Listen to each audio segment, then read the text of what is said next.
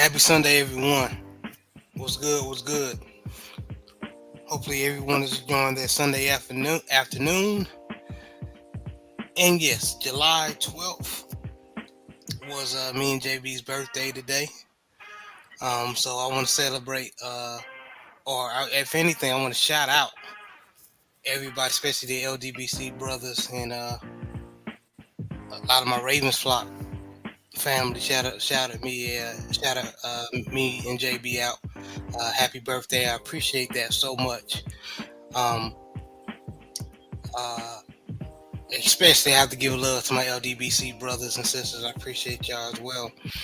Um, but other than that, we're gonna start off the show. We're gonna talk to yesterday was not yesterday. I'm sorry, y'all. Got so much to talk about. But last week we talked about defensive tackles. Uh, this time we're going to talk about defensive ends, but you know how we do it. Before we go into that, we're going to talk about a couple of topics before we talk about the main topic. But other than that, shout out to the mighty LDBC. Coach, how you doing today? I'm blessed and highly favored, bro. How y'all gentlemen doing this afternoon? Can't complain at all. Can't complain, man. Blessed. Had a good birthday. Like I said, everybody show love and I appreciate it. You know, spend time with family, friends, ate good, so I'm straight over here, man. Shout out to everybody that wished us happy birthday. Yes, sir. Yes, sir.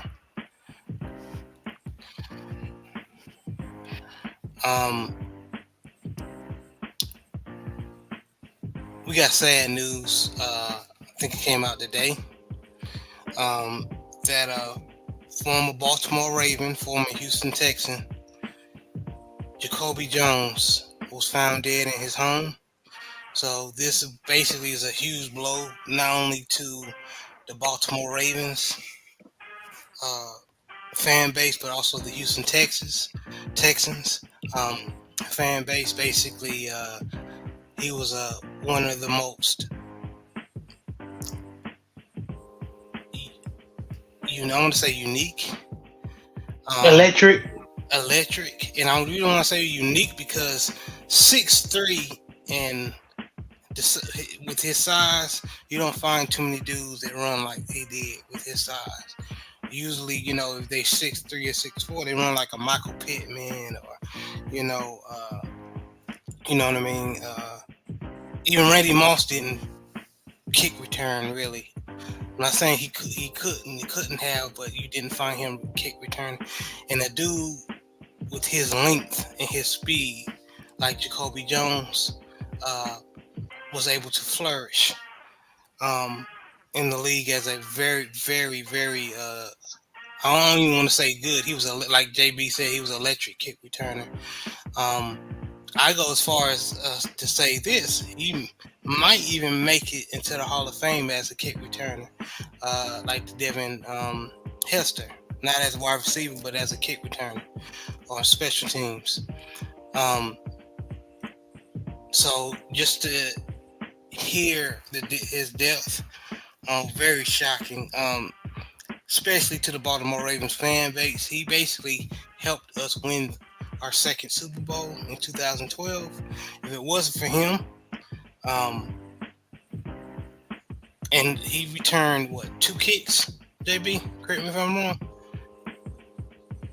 In the Super Bowl. Yep, he and like you said, man, he had straight line speed, and he was quick. And like you said, there was not a lot of receivers 6'3", 6'4" like that could move like that, had the agility he had. So he was special. I don't know about the Hall of Fame. I gotta look at his stats. As a special team as a special team kick returner. The reason why I say that, you still got Dante Hall and people like that still hasn't got in. So if Dante Hall and other kick returners can get in, Jacoby Jones. I think he's better than Dante Hall. Jacoby Jones, way better. Maybe we need that. That may be a good show one day. You know? Yeah, yeah, and he broke a lot of records as far as kick return, especially in that Super Bowl. Oh yeah. I mean, he bailed Joe Flacco out of a lot of stuff, man, and he helped us when on them days when we couldn't get on them games we couldn't get the offense moving, man. Him returning punt returns and kick returns helped us out, Yeah, but other than the football, man, he was really didn't hear a lot of bad things about him. Nowadays in the media about black men, you hear the negative stuff. You know what I mean? But he was one of the ones that kept his nose clean, and and even after football, he was supportive to his community. He was undrafted at Lane College, which is a HBCU, Division II HBCU, and he went undrafted. Was able to make it to the Houston Texans roster as an undrafted rookie, and ever since then, he's been terrorizing, opposing teams, special teams coverage. Man, I can't believe it, man. I can't believe he's gone. Just 40 years old, y'all. Just 40. And you can ask Coach, you can ask JB, to my younger audiences that may seem up there, but that's not old at all, y'all. That's not old at all. Coach, what is your thoughts on this, on the death of Jacoby Jones? I mean, first of all, condolences to his family. Thoughts, prayers, and well wishes with them. After that, I'm gonna kind of have to agree with JB. To say he's better than Dante Hall, I don't know. And truthfully speaking, in terms of punt and kick returners, to me, until Devin Hester really gets into the Hall of Fame, I don't think you're gonna have a whole lot of specialty players making it to the Hall of Fame. I mean, to making it to the Hall of Fame is a specialist. Unless you're a pass rusher, but we talking about in terms of like punter, kicker, kick returner, that type of thing. I think you're gonna be hard pressed to make it into the Hall of Fame in that particular category. And just want to correct, Devin Hester just was last year enriched in the Hall of Fame. Well, I mean, and another thing too. I mean, you have to realize in terms of, from a special team standpoint as a punt and kick returner, I think Devin Hester is kind of the gold standard.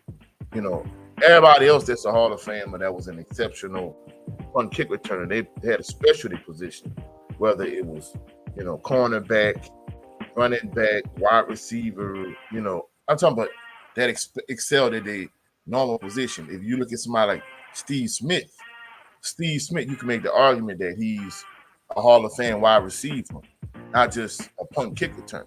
So I think he was a solid wide receiver, but I think his claim to fame was more as a punt and kick returner. And even though he was a dog, I mean, you got a lot of people like Dante Hall, like Mel Gray. You got so many guys, Dave Meggett, that is on his level, that's on his level or arguably above him, that didn't make it to the Hall of Fame. So, I mean, the Hall of Fame is a question mark, but from everything I heard about him, he's really he was a stand-up guy, and the fact that he passed so young is tragic and is unfortunate. It's going to be interesting to see once more details come out. Hopefully there's no foul play involved or anything like that, but, thoughts, prayers, and condolences are with his family. Yeah, and I pray. And I think he's from New Orleans, too. I think so. Yeah. Go ahead, Jay. I'm sorry. And I pray, no, you're fine. I just pray it wasn't self-inflicted, over the couple of years, a lot of players have been basically committing suicide. No. By medication. We saw YouTube. Yeah, I'm self-deleting sorry, YouTube. themselves, self Self-deleting. Thank you. self-deleting Self-deleting. themselves, Thank you, and coach. not only that, but the fact that a lot of these guys played in the NFL for so long, there could be a CTE component to it. In Yes. normal circumstances, some of these guys might not do these type of things. Even though he was a relatively young guy, who knows what kind of how many concussions he had throughout the course of his career, if there was any type of CTE. So that's one thing that you have to factor in when you thinking about these professional athletes that put their body on the line, day in and day out, week in and week out for years on end. Yes, and this is all just speculation. We're not saying nothing has came up regarding to how he died. I'm just saying, hoping that wasn't the case. And either way, how he died is just very unfortunate. Either way, um, shout out to Sister Yolanda, Ravens Talk with Yolanda. Please go support the sister, especially if you're a Baltimore Ravens fan. She has very great, not just great. She has awesome content. She's doing her thing. Uh, please support the sister. Uh, Memphis man Anthony Bolton said, "Salute, what's up, brother?" And he says, "Happy birthday, good brother." Thank you, man. Thank you. Yes, very sad, Yolanda. Very sad. And Anthony Bolton said, "Condolences to the brother, Jacoby Jones." Thank you. Thank you. Um, but yeah, it was. This is sad. JB, any thoughts? I mean, he was one of my favorite Ravens, man. Especially if during that season, Torrey Smith and Anquan Bolton couldn't get going. You can always rely on Jacoby Jones to run one back or catch a long pass. Uh, um, I mean, he's gonna be missed. Uh, I mean, like you said, like you guys said, I hope it wasn't self-inflicted. Just you know, we don't know. Well, so more information will come out, Yeah, well, but at the same thing, condolences just to rest the in family, peace. man. Rest in peace. Yes, condolences to the family, and um, our hearts go out to everyone involved, man. Any last words, brothers, before we move on?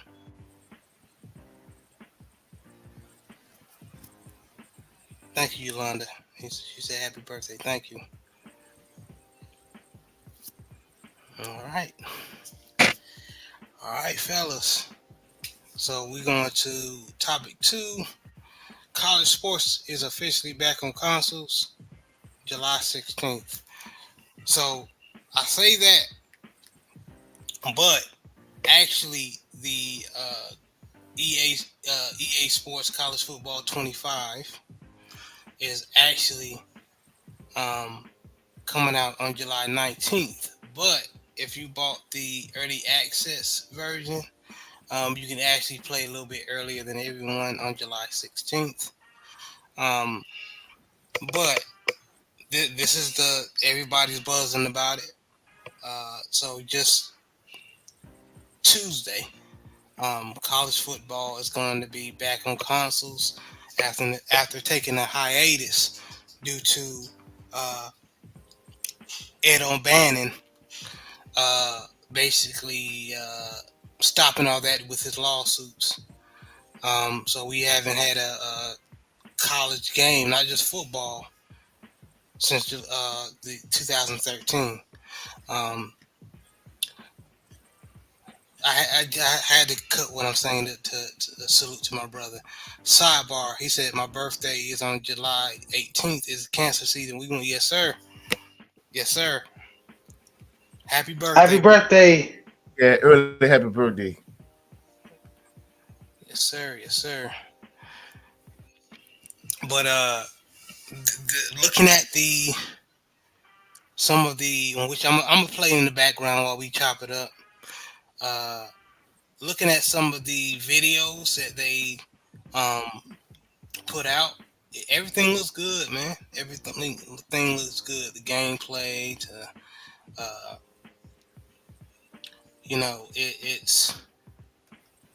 it's gonna be it's gonna be refreshing to see um,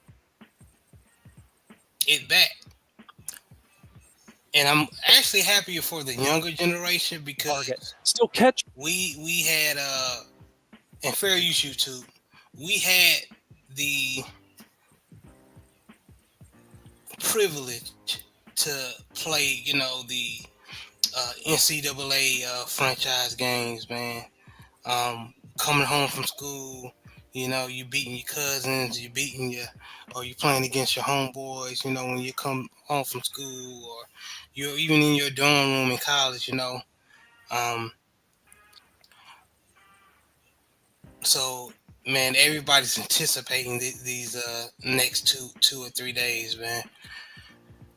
And as y'all can see, the graphics of the video in the background. Coach, going to you first. What's your thoughts on college football coming back to video games in a couple of days? I mean, it's a big thing. Of course, we talked about it once on this channel, once on my own channel, and the interesting dynamic is with the NIL coming into existence, and like you said, they had the issue with them using the name, image, and likeness of Ed O'Bannon from UCLA years ago, and now that you have the NIL in effect, basically you could use the name, image, and likeness of players again. So I think it's huge in terms of for this newer generation. I don't know if they're gonna have as much fun as generations past with this particular game, but just kind of interesting to see. How big is it going to be compared to what it was years past. So I'm excited for it. Hopefully they can have an import mode the way they did with Madden. The man. And I mean to cut you out, Coach. They said no because technically for the Madden, like let's say Travis Hunter going into to Madden, they don't have the rights to the NFL, only a few plays in the NCAA. So those draft classes, yeah, they're not going to do it unless the players get drafted and officially sign that contract and be put on the squad. So unfortunately, no. Oh, all right. But anyway, even with that being said, this is going to be interesting to see how things work out when it comes to this video game. And of course, certain video games for me, is a game of that stand out. Of course, NBA Live, NBA 2K, NCAA, Madden, Tecmo Bowl, Tecmo Super Bowl. Those games hold a special place in my heart in terms of, from a gaming perspective. I agree. JB, I'm coming to you. What you think of the reemergence of college football coming to the consoles? I love it. I think it's needed. I think people are getting burnt out with Madden, complaining about Madden, and I think this is, give people another option in football, especially college football. Some people don't really like the NFL like that because of the rule changes and stuff like that, and people, players getting paid all the money. Even though I don't think that. I love football as football. From Pee Wee all the way to the NFL, I love football. But as far as gaming, it gives people another option. And I think this is going to be, like you said, I think it's going to be good for the younger generation. Of course, they didn't have fun. They're not going to have the fun as we had, just like Coach just said. So during that time, we had multiple options. You had other gaming companies making, other football games that you Competitive, could, yeah. play and make it, decipher yourself. 2K had a game. The game, then you had the Game Day franchise and stuff like that. So, um, I just, hope these kids enjoy it. Cherish it. Of course, don't let it, we all gamers in up here, but don't let don't let it control your life and stuff like that, make you lose your job and anything like that. But have fun with it. It's supposed to really, I look at Not it, washing your as ass, a just playing the game yeah, all day. Nothing. yeah, just use it as a family thing. Me and you and our cousins and uncles and pops sometimes get on the game and play, use it as family time. But I'm just so excited about in the NCAA franchise coming back. Yes, sir. Yes, sir. Yeah, it's definitely going to be a refreshing um, moment in a lot of people's lives, even if it is a video game. All right, fellas. Any lasting comments on this before we move on? That's it for me, bro. That's it, man. All right, all right. Good stuff, fellas. Good stuff. All right, let's. All right, the meat of the show. Pause. Uh, uh, The focal point of the show. the vocal point of the show. who who who is your top 10 defensive ends? So just like we did last week, uh, for the defensive tackles, um, no judgment zone.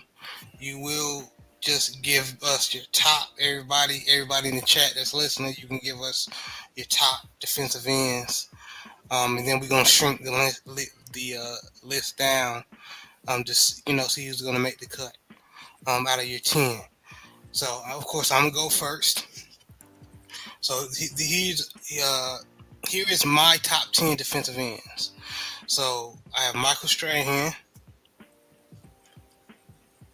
Elvis Dumerville, Javon Curse, J.J. Watt, Julius Peppers. And then my next 5 is Reggie White, Charles Haley, Demarcus Ware, Dwight Freeney, and then Jared Allen.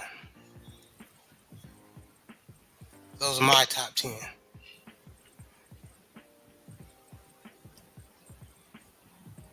Coach, I'm going to you. Who you got as far as top 10 defensive ends? All Salute right. to Big Reg and my bad, Coach. Salute to Big Reg, host of Big Boy Talk. He said, salute, fam. Y'all go support the brother. Yeah, very good content over to his channel. Please support. Same thing with 86 Ghosts, aka Brandon Bazell. He does few food reviews, and a lot of times you will see him as a co-host with Big Red. So y'all support these brothers as well. And I appreciate the birthday. We had a blessed birthday, Brandon. Thank you. But go ahead, coach. I'm gonna go with Reggie White, Bruce Smith, J.J. Watt, Deacon Jones, Julius Peppers, Michael Strahan, Howie Long, Charles Haley, Joe Green, John Randall, and my honorable mentions for my Saints fans, Cam Jordan and Will Smith. So that's my top 10 and my 2 honorable mentions.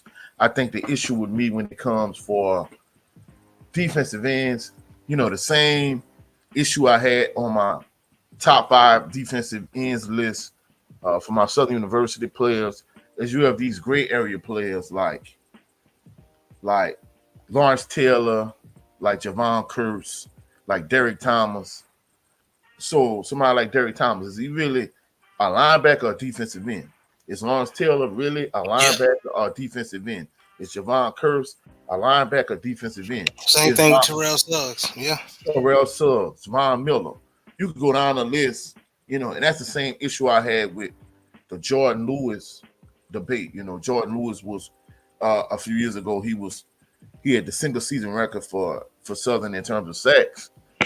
In my opinion, And he made an FCS All American team. yeah, and of course, he fell off his senior year, but the reason why he fell off his senior year because of the simple fact scheme.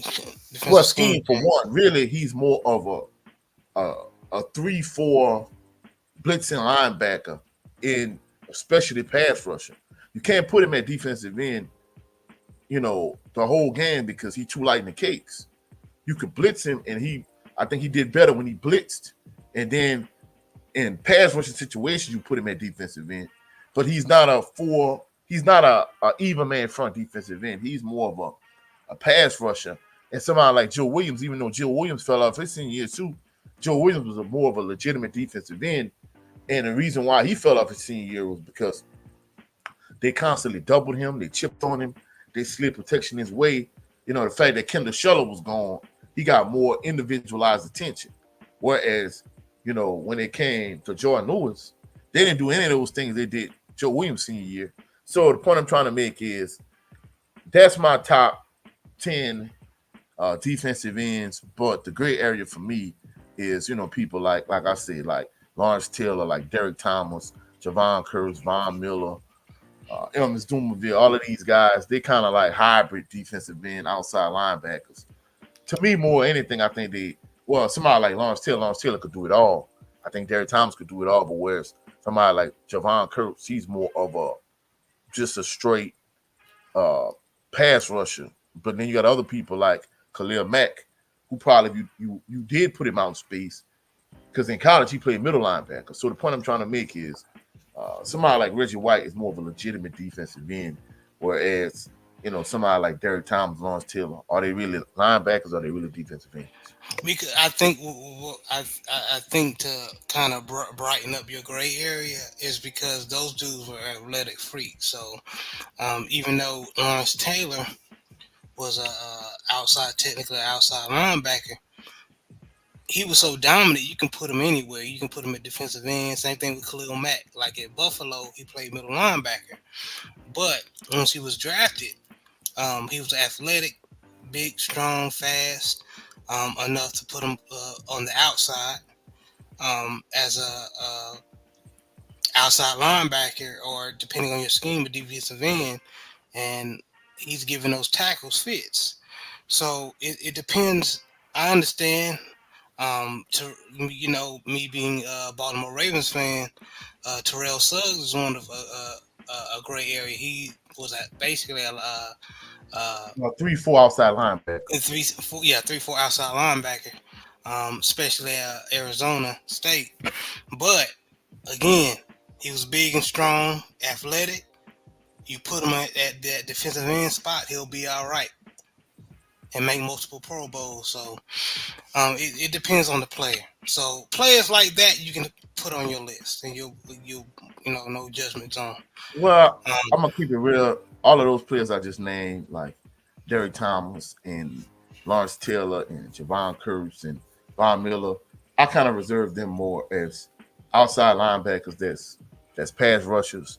Whereas if you look at somebody like a Reggie White, J.J. Watt, John Randall, I think those guys more of defensive ends that's able to bump inside and play defensive tackle, even like a Joe Green type. Hey, it's your list, and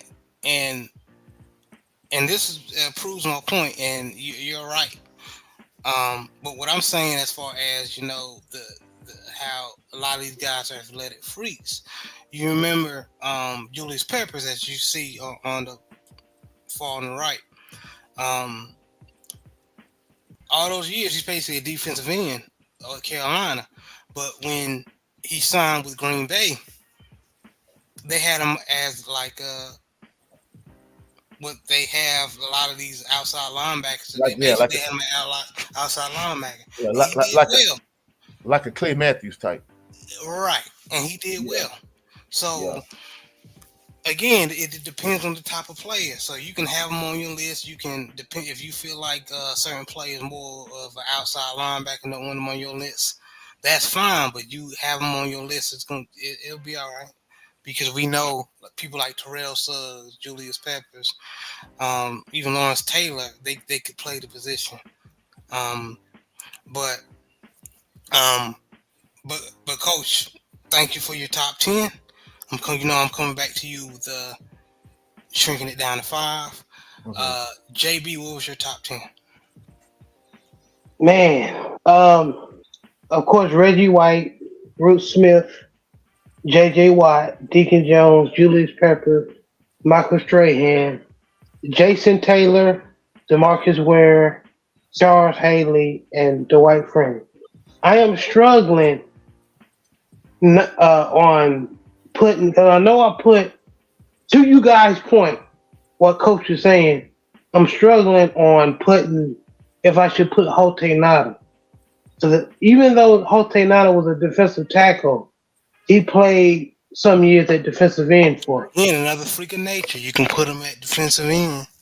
He'll be all right. Even as big as he was, he pretty much was a defensive tackle, but he was so Well, athletic. He'll be all right. going back to the scheme thing, you got to realize at that time, the Ravens, they played a 3-4. So technically, in Right. the 3-4 scheme, We know. defense. No. I know y'all know, but for those, I'm just adding that. I know you. We know. yeah. I'm Go ahead. clarifying Go ahead, it. your point. Go ahead. Yeah, I'm clarifying it for those that don't know. So technically, a 3-4 defensive end is equivalent to a defensive tackle in a 4-3. So even though as big as he is, you saying, hey, is he a defensive end? No, he wasn't a 4-3 defensive end. He was a 3-4 defensive end, and it's a bit of difference. Now, like we say, certain individuals like J.J. Watt and Reggie White, and you could literally go up down the line of scrimmage. Even Lawrence Taylor, you could put him at all four spots in a 4-3 or even man front, and you can even probably put him in certain places in an odd man front. But the point I'm trying to make is, like Jared was saying, it pretty for the most part is your list. However, truthfully speaking, I consider him more of a defensive tackle, even though he played defensive end. Technically, he was a 3-4 defensive end. He wasn't like a 4-3 defensive end, if that makes sense. That's just my point, but to each his own. Jay Barr, Robert Mathis was a monster. Shout out to Alabama and A&M. However, he didn't make the. He'll be in my top 20, not my top 10. All these guys I got in my top 10 play the run better than Robert Mathis, in my opinion. That's the only reason why he didn't make my list. Ooh, Simeon Rice. I forgot about Simeon Rice. Yeah, Javon Curse the freak. This is what Anthony Bolton got. He got Reggie White. He got Javon Kurtz. He got Bruce Smith. He got Julius Pepper, Simeon Rice. He got Michael Strahan. He got DeMarcus Well. He got both Robert Mathis and Dwight Freeney. Robert Porcher. Yeah, I forgot about him. He was a beast with Detroit. J.J. Watt and Charles Haley. Good list. Yeah, he got a lot of saying to me. But going back to what you were saying in terms of Robert Mathis, I think in terms of like my top 5 maybe swag defensive ends, Robert Mathis and Michael Strahan and Deacon Jones, they definitely on that Mount Rushmore for me. Yes, Lord. Yes, but Lord. But in terms of like NFL, like you said, he definitely in my top 20. I think he kind of right outside of my top 10, just to kind of validate your point. I don't think he did enough against the run. And even, looking at the list, Anthony Bolton's list, Simeon Rice, I think kind of fit that Lawrence Taylor more we talked about in terms of individuals as linebackers, as real good pass rushers. I think Simeon Rice kind of fits into that. To a certain degree, I'll say maybe DeMarcus Well, maybe. But for the most part, this is an excellent list by Anthony Bolton, And Yeah, Jay Bar like put some respect on Robert Method's name. He was like he had 123 sacks. Oh no. I mean, we not denying Robert Mathis. Robert Mathis Not is at all. dog. You know? In, Not at in all. fact, in fact, realistically, I think he was the reason why Alabama and them was so arrogant when they came to play against Southern. Quincy Richard senior year, they were kind of dismissive. We're like, oh, we dominated them last year. We're gonna do the same thing. And I'm thinking to myself, y'all do realize that like this boy that had 20 sacks his senior year, he ain't coming back the next year, right? I don't think that Alabama and them understood that, and they didn't realize how good Southern was Quincy Richard senior year. So I think because of him, they overestimated themselves, and of course, you know, Southern ended up beating them and went on to win the SWAC championship and the Black National Championship that year. You know. Yeah, Robert Mathis was a dog, man. He was a I mean, dog. 20 sacks in the SWAC, bro. Man, Man, yeah. Robert Mathis was nothing to play with, man. But we shrieking all this to top 5, fellas. I'm starting. Okay, I got Michael Strahan, Elvis Dumerville, J.J. Watt, Julius Peppers, Charles Haley, and that's who I got.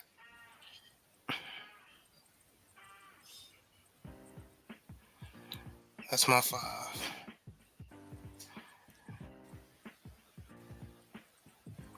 Coach, I'm going to you. 5 All from right. the list that you just All said. right. Reggie White, Bruce Smith, Deacon Jones, Julius Peppers, and I don't know, the last one tough. I could say Charles Haley, I could say John Randall, but let me see. Reggie White, Bruce Smith, Deacon Jones, Julius Peppers, and Michael Strahan. That's my 5. Love it. Okay. JB, 5 out of your 10. I'm gonna tell you. Okay, Reggie White, Bruce Smith, Julius Peppers, Michael Strahan, and Dwight Freeney. The reason why I picked JJ, you got to stay healthy. He would be probably the best defensive end of all time if he could stay healthy. Yeah. Deacon Jones, he's old school. He's a legend, but he was around at the time when you could slap offensive linemen in the head. He used that slap Yeah, the head to slap. get a lot of head slap. You can't do that no more. Jason Taylor, good defensive end, but he's not making my 5. Wanted to put DeMarcus Ware on, but he's a Cowboy, so use that. Charles Haley, haven't watched. I know I watched some YouTube videos on him. He a beast, a documentary, but was not born. Charles Haley was Not born around that time. Charles Haley was a beast. But I'm really a fan of Dwight Freeney. That's why I gave Dwight Freeney that 5th. Dwight Freeney had this move to spin. It was unguardable. You knew he was going to do it. You just couldn't. When he spin on the inside on your ass, it was over. You had tackles even try to get, move ahead, try to get that first kick step out, and then he just spin on the inside. So that's why Dwight Freeney won the 5th spot over those other great defensive ends. Go ahead. Good point, JB. And if you happen to double team Dwight Freeney, you had that monster Robert Mathis on the other end you had to worry about. So the Colts had two some of the best defensive ends in the league for a couple of years, man. So and to kind of piggyback off what you were saying about Charles Haley, bro. Charles Haley was a beast, bro. And the crazy thing about it is, during that time he played for both the Cowgirls and the 49ers. So, man, hey, you had to see Charles Haley play You know, he was one of the elite defensive ends in the NFL at that time. Like you said, that's a little bit before your time. And shout out to our brother, Mr. Sheldon LDBC is nothing. Talking about Brock Purdy. Oh Lord. Bro, we ain't even on quarterback, bro. Come back here when we talk about quarterback, bro. Hey, Golly. for y'all individuals that have not checked out Mr. Sheldon channel, man, y'all gotta go check him out. Bro. Please do, man. He has a hilarious. This dude got some. He has a fantastic. Go ahead. I'm sorry. Some of the funniest memes on YouTube. Bro. He has a fantastic channel, and he stands on business. So go subscribe. Thank you, Mr. Shelton. I appreciate it. Mississippi pimping for real, yeah. All right, that's y'all 5. Now, you know, last week we for defensive tackles, I said I shrunk it down to 3.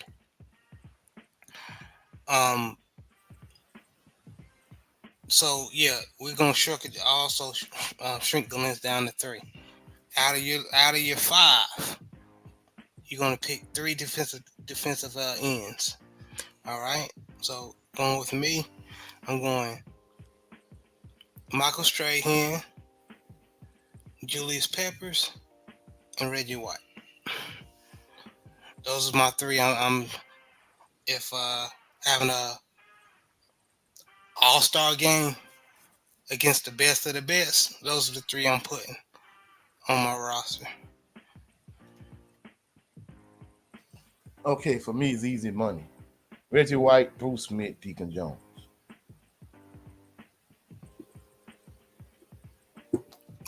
Good. Okay. JB, who you got? Reggie White, Bruce Smith, Julius Peppers. I can't be mad at that, you did. Me neither. Good list, fellas. Good list, man. Oh, hey, and while we thinking about it, man, hey, I think a lot of people shortstop my guy Cam Jordan. Cam Jordan, when he was healthy in his heyday with the Saints, Cam Jordan was a dog, man.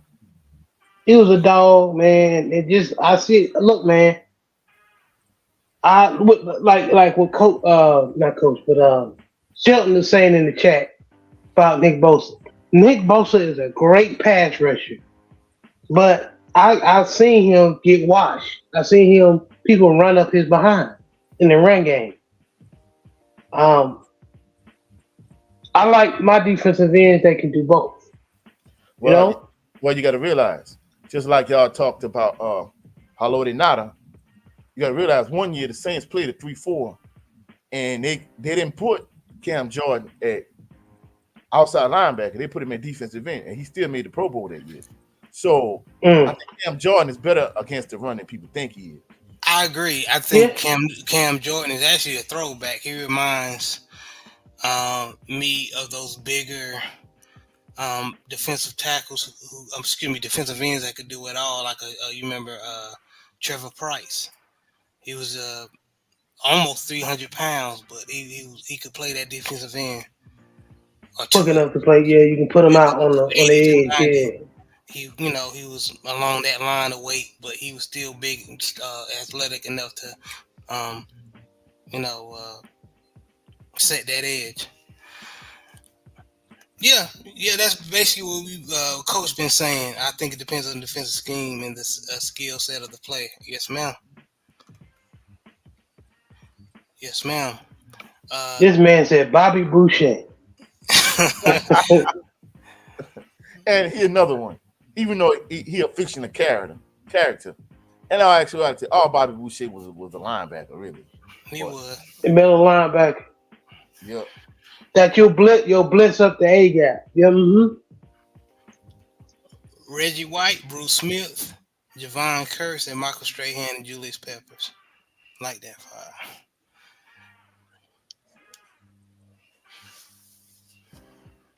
Waterboy. Boy, that was a funny movie. And to you coaching Yolanda's point, out of this list, who was the player? Who was the? You can pick only two. Which player that could play any scheme? All outside linebacker or defensive end, 3-4, 4-3. Which player? Which one player would you pick out of your three? Now you got to clarify. When you say we talking about an even man front play, defensive man and defensive tackle, are you talking about our man front where they could play nose guard, defensive tackle, defensive No, we we're not talking about in the middle with the slot hogs. We talking about, let's say, if you had to put them out on outside linebacker or defensive end, if they could play both well at a Hall of Fame level, who would you pick? Well, you got to realize if you're talking about in terms of guys that could play, because I mean you got two different categories. Because somebody like a Reggie White, if you had an odd man front, he could play on the interior and he could play on the edge. Him, John Randall, Charles Haley, probably Howie Long, they could do both. But you got other guys on the list like J.J. Watt. He could play outside linebacker and defensive end. So, you know, you got hybrid guys that could, like maybe like a Julius Peppers. Julius Peppers could play defensive end and outside linebacker. Where you got somebody like a Reggie White. Reggie White could probably play legitimately nose guard and defensive end in an odd man front. So, you know, it just kind of depends on your scheme, your skill set. So last week, just think about it. Y'all had Reggie White and Deacon Jones and Joe Green. Y'all had those guys playing defensive end, when in all actuality, you know, John Randall really, he can kind of be defensive end or defensive tackle, really. So certain guys, they could play hybrid positions and still be Hall of Famers, like a John Randall. John Randall legitimately played defensive end and defensive tackle. Reggie White could legitimately play defensive end and defensive tackle, whereas somebody like a Julius Peppers, he could play outside linebacker and defensive end, Javon Curse. So it just kind of depends on what type of scheme you're playing. Exactly. If you play an even man front, definitely if you look at Reggie White and John Randall, they could play defensive end and defensive tackle. So if you need to pick one player that could do it the best, who would you pick? Well, if I'm looking at a player that kind of play pretty much out from your three, I'll probably say, honestly, the player right outside of my three, J.J. Watt, I legitimately seen him like literally go up and down the line of scrimmage and cherry pick. Well, that's something the Giants used to do with Lawrence Taylor, but one game against the Saints, I kid you not, they played an even man front and an odd man front in that game. And he legitimately, he went up and down the line of scrimmage and picked on every Saints offensive lineman from the center, the two guards, the two tackles. So I noticed one thing: he stayed away from Teron Armstead, and I'm not gonna lie, he was giving old boy Stinchcomb the business. So yeah. So what they did was Teron Armstead was like, come pick on me. So what the Saints did, they messed it up. They put Armstead and Stinchcomb right next to each other. And what Watt did was he lined up outside of Armstead and he literally just ran around him. What they should have did was they should have stacked them. What I mean by that is kind of put Armstead as like a wingback type offensive tackle and let Stinchcomb. So even if he lined up wide, he couldn't beat him to the outside nor the inside. So that's why I say, in all actuality, if we talking about whether you play even man front, odd man front, I think legitimately that J.J. Watt, I think he could pretty much play all four positions in an even man front, and in an odd man front, he could probably play all seven positions. Really, he could play nose guard, the two ends, the two outside linebacker spots, and the two inside linebacker spots. So he can legitimately play all seven positions. So in terms of versatility, I think Watt probably trumps every player that I have on that list. That's actually a good pick, Coach, and thank you for clarifying why. which basically was the basis of my question. But yeah, that's a good um, explanation, just in case there's somebody who's listening don't get the question. But yeah, Watt, he could play outside linebacker, defensive end, and like you gave the example of him picking on the offensive lineman. Yeah. But no, I ain't gonna lie. But the thing that got me though, bro, he stayed away from Armstead, and then Armstead called him out, and he just ran around Armstead like Armstead wasn't even there. And I'm like, man, Armstead, bro, you're making us look bad, bro. and I'm not gonna lie, from a schematic standpoint, Sean Payton and them, they didn't do a good enough job. Like I said, they shouldn't have put the two of them side by side. They should have put Armstead as like a wingback. So even if Stinchcomb got beat to the inside, he could slide and help him. And you just and if he was just trying to run around Armstead the way he did, Stinchcomb could have helped him. So like, oh man, y'all made us look bad. Yeah, JJ Watt a beast, man.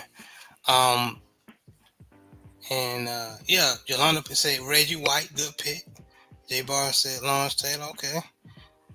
J Bar said y'all are right about Reggie White. You could plug him in, yeah.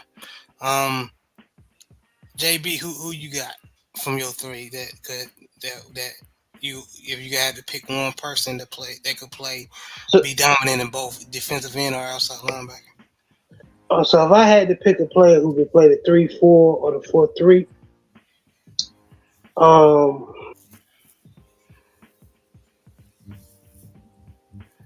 it would either be. I know you said one, but I'm either be Reggie White. Coach made a good point for JJ Watt, but like I said, JJ stayed too hurt for me. It would be Reggie White or Julius Peppers. Because you have the strength, you both have strength and speed at those positions.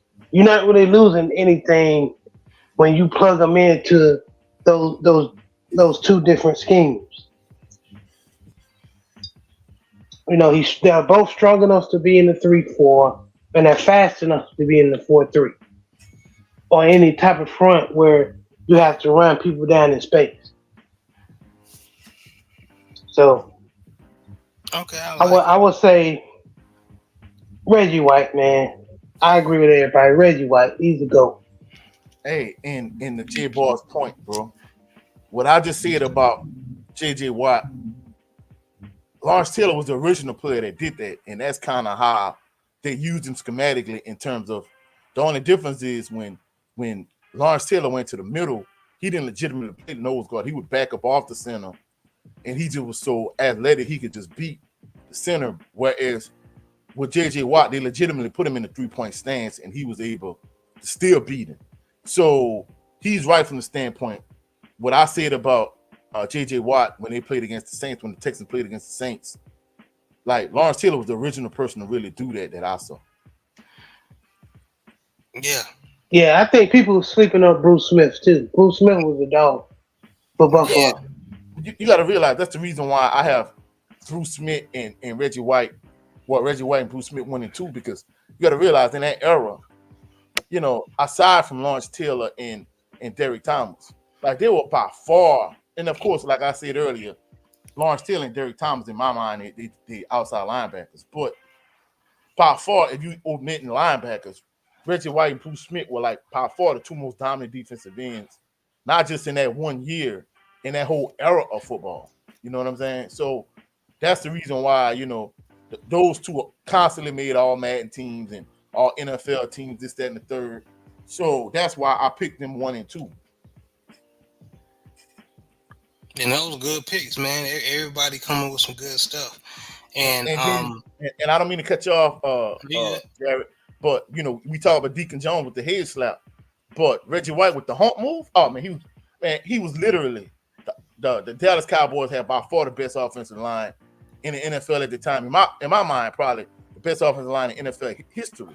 And man, this boy was going up down the line of scrimmage. This boy was throwing Eric Williams, like the most dominant offensive tackle in the NFL, just throwing Pro Bowl tackles, bro. Huh? Throwing Pro Bowl tackles, man. Yeah. I mean, just throwing them, bro. And I mean, he went to both sides of both defensive end spots, and he's just dominating the best offensive line in the NFL like it ain't nothing. So that's why I say Rest in peace. Reggie White is the guy to me, bro. And Bruce Smith Yes. commented too, you know. Now I'm gonna pick my one because I don't think I picked my one yet. And good stuff, fellas. Good stuff, chat. Mine is I'm gonna go ahead and say Michael Strahan because even though with his frame he looked bigger than he was, he was only 255 pounds, but he was solid muscle, had quickness, and he was very strong. So I think if you put him in that outside linebacker position, he'll be all right. No, he will be all right. Defensive end, which that's what he mainly was at. Of course, he's gonna dominate, so he'll dominate in both positions. And then my other one, was like JB said, Julius Peppers, my honorable mention. But my number one is Michael Strahan. Now hold, you say Strahan, he your number one defensive end, or you talking in terms of versatility? Like Versatility. All right. Because I was going to say, because for me, my number one in terms of just all the defensive ends, even though Bruce Smith was a beast, I see Reggie White was my number one, you know. Yeah, Reggie White is the GOAT, man. Reggie White is the GOAT. But y'all, man, thank you so much, man, for tuning in. Taking time out of your day and just listening in, see what we talking about. I appreciate every one of y'all. Coach, let everybody know where they can beat you and see you. You can catch me, on a variety of different platforms. You can catch me at Coach 67 Sports TV on all social media platforms. However, I'm primarily here on YouTube. Of course, recently I was on my brother Cadillac Red show where we talked about Coach's Playbook on Supreme Beast Boxing Talk. Here every Sunday on this channel, Southern Baller Show. But however, primarily, since for those individuals that didn't catch the Coach's show yesterday, I pivoted from Bayou Sports Talk because, if you go watch yesterday's show, you would know why I pivoted. But, the Coach's show every Saturday, 2 p.m. Central Standard Time here on YouTube. Check out my channel, check out videos. Hopefully y'all enjoy y'all evening. Catch y'all on the rebound. Peace and blessings to everyone. Yes, sir. Y'all support the brother, man. He working hard over there. And JB, I appreciate you. Any final words you want to say before we get out of here? Y'all be blessed, man. Y'all enjoy the rest of y'all Sunday, and y'all have a great work week. Amen. Well, this was another installment of the Southern Baller Show. Shout out to the mighty LDBC. God bless all of y'all. Y'all have a blessed day.